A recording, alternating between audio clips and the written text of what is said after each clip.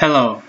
If you are viewing this video, I am assuming you wish to learn more about some features of the asset management software created for the Upper Great Plains Transportation Institute, otherwise known as UGPTI. This will be a short guide to the features that have been implemented as of May 2013. The first thing that will appear when the user launches the application is a disclaimer. The disclaimer is of course in place to protect UGPTI and/or ND-LTAP. Once the user clicks the OK button, they will view the splash screen, which will only be visible for a few seconds as the software loads.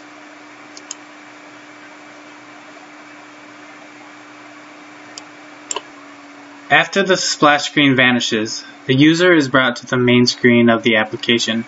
Here, a user can view their previously entered assets. You will notice the three tabs across the top. These are the three types of asset categories that are currently implemented in this version of the software. Now, within each of these tabs, the user has a choice to select one of three associated subcategories.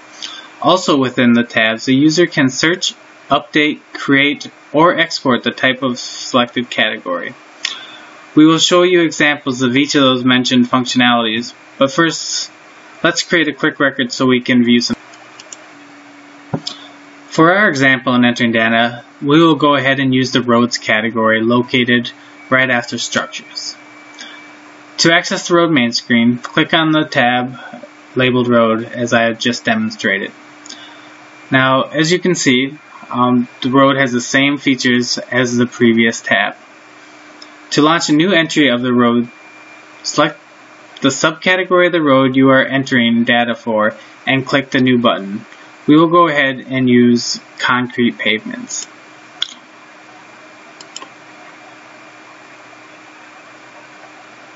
Once the new button is clicked, a data entry form will appear. You will notice that there are only save and cancel. Let's start filling out the form. Start with your route ID, whatever that may be, section number, segment number. There we go, the form is filled out. I know what you're thinking, how did you fill out the form so quickly? Well, I'll just keep that my secret. I'm sure you can figure it out. Earlier I mentioned the two buttons, save and cancel. Pressing the save button will of course save your data, and I will let you decide for yourself what clicking the cancel button will do. So let's go ahead and click that save button. Click, the form will close and your entered data should now be displayed on the roads grid view. Here you can slide the scroll bar left to right to see the data that was entered. Now that you're familiar with how insert works, let's go ahead and discuss how the update works. This is actually pretty simple. To update a record, just select the record you want to update and double click with your right mouse button or use the update button. Since I'm kind of lazy, I'm going to go ahead and select the record I want to update and double click on it. Upon executing this operation, a form will appear with the data already populated. This form will allow you to update any of the fields or fill in the missing fields if that is the case. Once you have made your changes, again you will need to click the save button for the changes to save. We will go ahead and switch the route ID and we are going to change that to Henry Street. And then again just go ahead and click the save button. As you can see, the road name has changed from 534 to Henry Street. Now that inserting and updating a record is out of the way, let's talk about how you search those records. On the upper left of the category screen is a search box that you can type your search parameters in. Let's search for the road name Elm Street.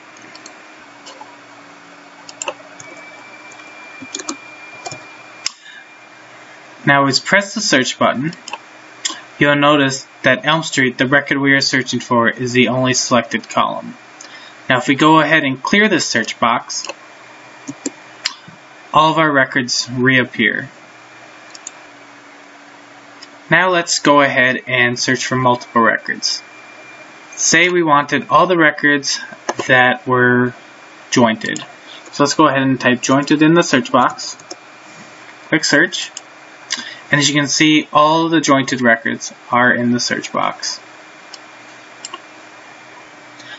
Now that we've covered the search functionality, as fun as that was, let's talk about the export functionality. The export will allow users to export one or more records to an Excel sheet.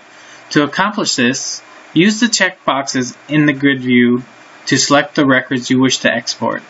Once you have selected your desired records, click the export button and an Excel sheet should appear with your headers and data values entered. You can, of course, save and manipulate data on this sheet for whatever purposes you have in doing so. So let's go ahead and select a couple records here. Now we'll go ahead and click the export button.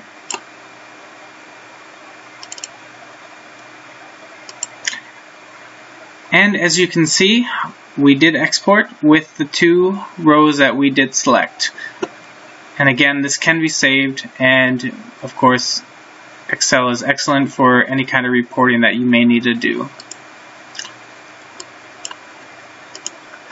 There is also a select all button if you want to go crazy and get every record possible, or if you just have a lot of records that you want to export to Excel.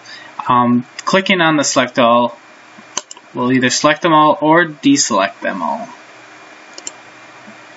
We also started to implement an import feature, and to get to this feature you can click on File,